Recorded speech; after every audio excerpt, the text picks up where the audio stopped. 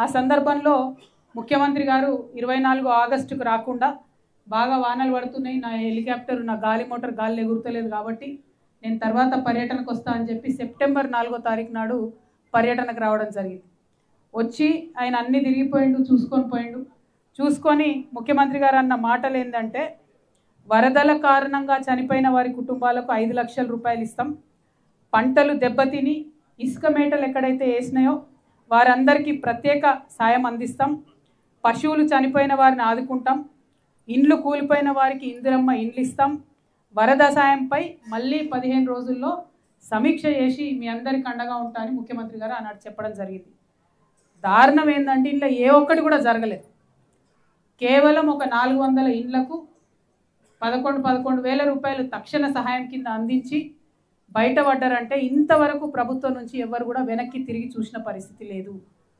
నిన్న మేము పోయి మరి ఏదైతే పంటలు మునిగిపోయినటువంటి రైతులు వారి కుటుంబాలతో మాట్లాడితే వాళ్ళ బాధ కాదు, దాదాపు 2-3 ఫీట్లు ఇసుక పేరుకపోయి ఉన్నది. దాంతోపాటు కొట్టుకొచ్చినటువంటి రాళ్ళు రప్పలు కనీసం ఆ పొలం పొతం చేసుకొని చేద్దామంటే కూడా పని వారి దగ్గర ₹1 లేనటువంటి పరిస్థితి. ఎందుకంటే ఇండ్లకిండ్లు కొట్టుకపోయి కట్టుబట్టలతో రోడ్డు మీద ఉన్న పరిస్థితి. మరి ప్రభుత్వం మాత్రం కనీసం తిరిగి వెనక్కి చూస్తలేదు. ఈ ముఖ్యమంత్రి గారు ఆనాడు కామారెడ్డి నుండి కూడా పోటీ చేసిండ్రు, మరి చాలామంది ఆయనకు కూడా ఆ రోజు ఓటేసిండ్రు. ఇవాళ కొడంగల్ మీద ఏదైతే ప్రత్యేకమైన శ్రద్ధ పెట్టి ముఖ్యమంత్రి గారు పనిచేస్తున్నారో కామారెడ్డి మీద మాత్రం సీత కన్ను వేసినారని చెప్పక తప్పలేదు. ₹1 కూడా కామారెడ్డికి రాలే.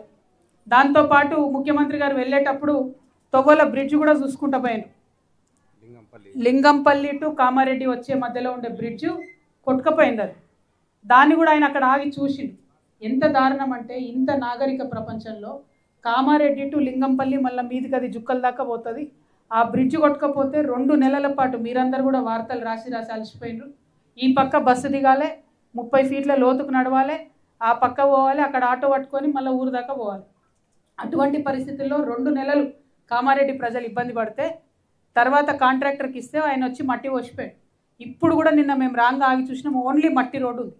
మళ్ళీ వాన పడ్డా ఇంకోటైనా ఒక పెద్ద లారీ అయినా బస్సు అయినా ఎప్పుడు ఏమవుతుందో తెలియని పరిస్థితి అక్కడ ఉన్నది. అయినా కూడా కనీసం కాంగ్రెస్ ప్రభుత్వం శ్రద్ధ పెట్టకపోవడం చాలా అన్యాయం, ఇది దారుణం. ఇక్కడ షబ్బీర్ అలీ గారు ఉన్నారు. आपसे गुजारिश करती हूँ शब्बीर भाई, मैं आप बहुत इन्फ्लुएंशियल है सरकार में, आप ज़रा बात कीजिए, वो जो लिंगमपल्ली का ब्रिड्ज है उसको जल्द से जल्द बनाइए, वो अपने लोगों के लिए जानलेवा साबित हो सकता है, तो इमीडिएटली उसके ऊपर आप యాక్షన్ लीजिए. షబ్బీర్ అలీ అన్న గమ్మత్తు అయినది పాపం. ఆయన గెలిచినప్పుడు ప్రభుత్వం రాదు, ఆయన ఓడిపోయినప్పుడు ప్రభుత్వం వస్తుంది. ఎప్పుడు ఆయన ఓడిపోయినాక ఇక గెలిచినోని టార్చర్ పెడుతుంటాడు అన్న. ఇప్పుడు ఈడ బీజేపీ ఆయన గెలిచిండు, ఆయన ఏ ప్రోగ్రామ్కి రాణిస్తలేడు. ఈయన ఎంపీలను పట్టుకొస్తాడు, మంత్రులను పట్టుకొస్తాడు, అన్ని ఇనాగ్రేషన్లు ఈయన వేస్తాడు షబ్బీర్ అలీ అన్న. చేస్తే చేసిండు కానీ ₹1 దేవేందన్న. అడుగు కదా మీ ముఖ్యమంత్రిని గట్టిగా, మన నిజామాబాద్కి ఏమైనా చేయమని అడుగు, మన కామారెడ్డికి ఏమైనా చేయమని అడుగు. ఎందుకు అడగడం లేదు? మీరు నిజామాబాద్లో పోటీ చేసిరు, అక్కడ ₹1 ఇవ్వలే. మీరు కామారెడ్డిలో కామారెడ్డి మనిషి, మీరు కామారెడ్డిగా నామ్ పడేసో ఆగే ఎందుకు ఏం పని చేస్తలేరన్న? ఒక్కటంటే ₹1 ఇస్తలేదు. అసలు ఈ వరదలు ఎందుకు వచ్చినాయి కూడా మనకు తెలుసు. ఈ వరద బురదకు కారణమైన వాళ్ళు మొన్నటిదాకా బీఆర్ఎస్లో ఉన్నారు, ఇప్పుడు కాంగ్రెస్లోకి పోయినారు. వాళ్ళని అప్పుడేమనలేదు, ఇప్పుడు ఏమంటలేదు. ఇక మరి ముఖ్యమంత్రి గారు ఏం చర్యలు తీసుకుంటారో, మరి హైడ్రా అసోంటి వ్యవహారం ఇక్కడ కామారెడ్డిలో కూడా పెడితే మొత్తం చెత్త సాఫ్ అవుతుందేమో, ఒక్కసారి దయచేసి ఆలోచన చేయాలని చెప్పి నేను కాంగ్రెస్ పార్టీని కోరుతా ఉన్నా. అదేవిధంగా ఇక్కడ మన గెలిచినటువంటి ఎమ్మెల్యే బీజేపీ వెంకటరమణారెడ్డి గారు, ఆయన తాజా సీఎం నోడగొట్టిండు, మాజీ సీఎం నోడగొట్టిండు, చరిత్రలో నిలిచిపోయిండు జాయింట్ కిల్లర్ లెక్క. అద్దప్తే ఆయన మాత్రం ఏం సాధిస్తలేరు. బీజేపీ పార్టీ మేమింత అంటారు. కనీసం ఇన్ని వరదలు వస్తే బీజేపీ వాళ్ళు వచ్చి పెరేడ్ చూసినట్టు చూసిపోయారు. అంటే మన దుఃఖం మన బాధ వాళ్ళకి ఎగ్జిబిషన్ లెక్క అయింది. ₹1 ఇచ్చిరానే. అదే గుజరాత్లో వరదలు వస్తే 800 కోట్లు ఇచ్చారు. ఎలక్షన్ ముంగట బీహార్లో వస్తే 800 కోట్లు ఇచ్చారు. ఏమైంది? ఎందుకు ఇయ్యారు? పట్టదా? మీ కామారెడ్డిలో మీ ఎమ్మెల్యేనే గెలిచింది కదా, బీజేపీ పిలుచుకొని ఇవ్వచ్చు కదా ఒక ₹2. భారతీయ జనతా పార్టీకి తెలంగాణ అంటే పట్టి లేదు అనడానికి ఇది పెద్ద నిదర్శనం. ఇంతకన్నా పెద్ద కష్టం ఏమొస్తుంది? నడి బట్టలతోని మన రోడ్ల నిల్చునే పరిస్థితి వచ్చింది కామారెడ్డి ప్రజలకు. ఇట్లాంటి టైంలో కూడా బీజేపీ ఆదుకోకపోతే ఇంకెప్పుడు ఆదుకుంటుంది? ఎందుకోసం ఓటేయాలి? వెంకటరమణారెడ్డి గారిని నేను కోరుతా ఉన్నా, మీరు చారే పాపం ఎన్నికల్లో గెలవడానికి ఆపద మొక్కులు చాలా మొక్కులు మొక్కిండ్రు. నేను వాటి గురించి అడుగుతలేను. అది అడిగితే మీ ఆస్తులు అమ్ముకొని గుళ్ళు గోపురాలు కట్టియాల్సి వస్తుంది మీరు. ఎందుకంటే ప్రతి వాడకట్లో మీరు ప్రామిస్ చేసిరు. సరే అవన్నీ పక్కన పెడితే మీరు యుద్ధం చేయండి ప్రభుత్వం మీద, కావాల్సినవి తెప్పియండి. ఏదైతే ముఖ్యమంత్రి గారు ఇక్కడ నుంచి పోటీ చేసి ఓడిపోయిండో ఆయన ఇచ్చిన మాటలు నిలబెట్టనియండి, దానికోసం పోరాటం చేయండి. ఎందుకోసం చేస్తలేరు? ఎందుకు కాంప్రమైజ్ అవుతారు మీరు? వెంకటరమణారెడ్డి గారు మీరు బీజేపీ వాళ్ళతో కొట్లాడి నిధులు తేవాలి, కాంగ్రెస్ వాళ్ళతో కూడా కొట్లాడి నిధులు తేవాలని చెప్పి నేను డిమాండ్ చేస్తూ ఉన్నా. అదేవిధంగా మరి కామారెడ్డికి చాలా ప్రత్యేకత ఉన్నది. ఎందుకోసం ప్రత్యేకత ఉన్నది? ఇక్కడి నుంచే నవంబర్ 10, 2023 నాడు బీసీ డిక్లరేషన్ చేసిరు. ఈ కాంగ్రెస్ వాళ్ళు ఇక్కడ లోకల్ నాయకులు చెప్తే వాళ్ళ మాటలు ఎవరు నమ్మరని చెప్పి పక్క రాష్ట్ర ముఖ్యమంత్రి బీసీ బిడ్డ సిద్ధరామయ్య గారిని తీసుకొని వచ్చి మరి ఇక్కడ బీసీ డిక్లరేషన్ చేసిరు. చేసి సైలెంట్ కూరుకున్నారు. వీళ్ళని ఎవరు అడగరు అనుకున్నారు బీసీల గురించి. మేము ఆనాడు కూడా అడిగినాం, మీరు 42% బీసీలకు రిజర్వేషన్ వస్తా అన్నారు.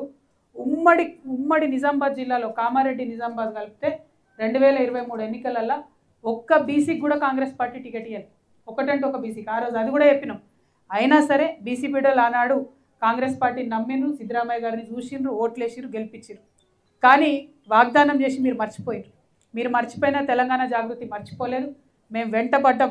మీరు పూలే విగ్రహం పెట్టాలని అడిగినాం, మీరు అమ్మ సావిత్రిబాయి పూలే యొక్క జన్మదినం అఫీషియల్గా చేయాలని అడిగినాం, కామారెడ్డి డిక్లరేషన్ యథాతథంగా అమలు చేయాలని ఈ రాష్ట్రంలో ఉన్న అన్ని జిల్లా కేంద్రాలు తిరిగి రౌండ్ టేబుల్ సమావేశం పెట్టి అసలు కామారెడ్డి డిక్లరేషన్ ప్రజలు మర్చిపోకుండా చేసిందే తెలంగాణ జాగృతి సంస్థ.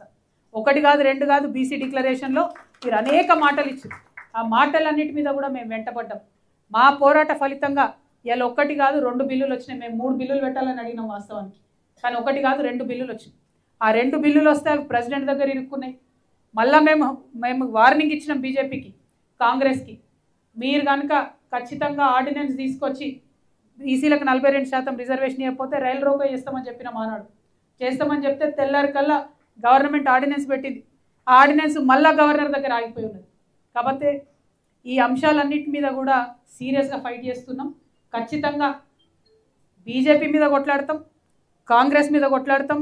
బీసీ బిల్లు సాధనలో మేము ముందుంటామని ఈ సందర్భంగా నేను తెలంగాణ ప్రజలందరూ కూడా తెలియజేస్తూ ఉన్నాను. అదేవిధంగా బీసీ డిక్లరేషన్ అంటే కేవలం రిజర్వేషన్ కాదు, ఎంబీసీలకు మినిస్ట్రీ ఇస్తామన్నారు. ఇంతవరకు దాని జోలికే పోలే. మినిస్ట్రీ పక్కన పెట్టండి, ఎంబీసీలలో వచ్చేటటువంటి పాపం నాయి బ్రాహ్మణులు, వాళ్ళకు అంతకుముందు ఉన్న గవర్నమెంటు సెలూన్లల్లో ఫ్రీ కరెంట్ ఇస్తుండే, రజక సోదరులు ఉంటే వాళ్ళకి ఫ్రీ కరెంట్ ఇస్తుండే. ఇవాళ వేలకు వేలు బిల్లు నాయి బ్రాహ్మణుల మీద, రజకుల మీద మోపుతున్నది కాంగ్రెస్ గవర్నమెంట్. తక్షణమే ఆ బిల్లులన్నీ రద్దు చేయాలని చెప్పి నేను డిమాండ్ చేస్తూ ఉన్నాను. అదేవిధంగా ఏం మాట్లాడినారు వీళ్ళు, 3 లక్షల కంటే తక్కువ వార్షిక ఆదాయం ఉంటే కంపల్సరీ ఆ విద్యార్థులందరికీ ఫీజు రియంబర్స్మెంట్ ఇస్తామని చెప్పారు. అసలు దాన్ని ఊసేతుతలేరు. 9,000 కోట్లు బకాయిలు అయిపోయి ఇవాళ బీసీ, ఎంబీసీ, ఎస్సీ, ఎస్టీ బిడ్డలు ఫీజు రియంబర్స్మెంట్ రాక ఇబ్బంది పడుతున్నటువంటి సందర్భం. ఇక ఇంకో మాట అన్నారు, ప్రభుత్వ కాంట్రాక్ట్లలో 42% ఇస్తామన్నారు బీసీలకు. దాని గురించి మాట లేదు, ముచ్చట